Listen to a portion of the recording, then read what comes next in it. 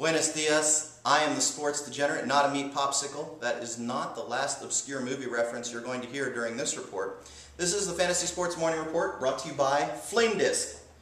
What's a flame disc? It's something to change the way you grill. You put the flame disc in the bottom of your grill, and it's ready to cook in 5 minutes. Don't take my word for it. Log on to flamedisc.com. They'll send you one for free. Now, I want to let you know I'm donning these tremendous spectacles to celebrate Nationals pitching phenom Stephen Strasburg and his debut in the nation's capital on Tuesday night. He did his very best Ricky Vaughn / Charlie Sheen impression last night, throwing at least 36 pitches at or above 98 miles per hour, and 2 of them blazed in at more than 100. But unlike the Wild Thing from movie lore, Strasburg struck out 14 and issued 0 walks to collect his first Major League win. It's one of the best debuts in Major League history.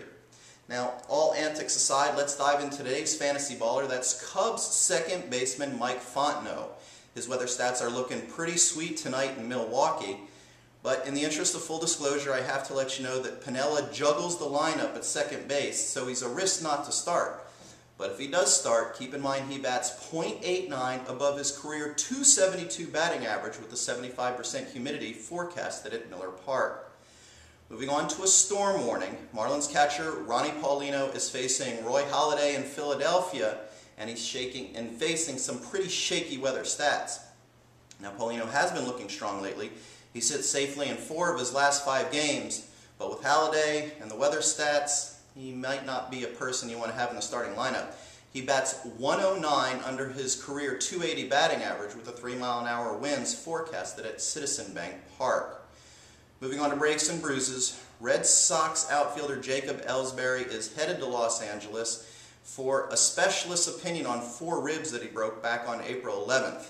He did come back briefly after that injury, but the pain has just been too much, and sadly for the owners and the Red Sox, there is no timetable for his return.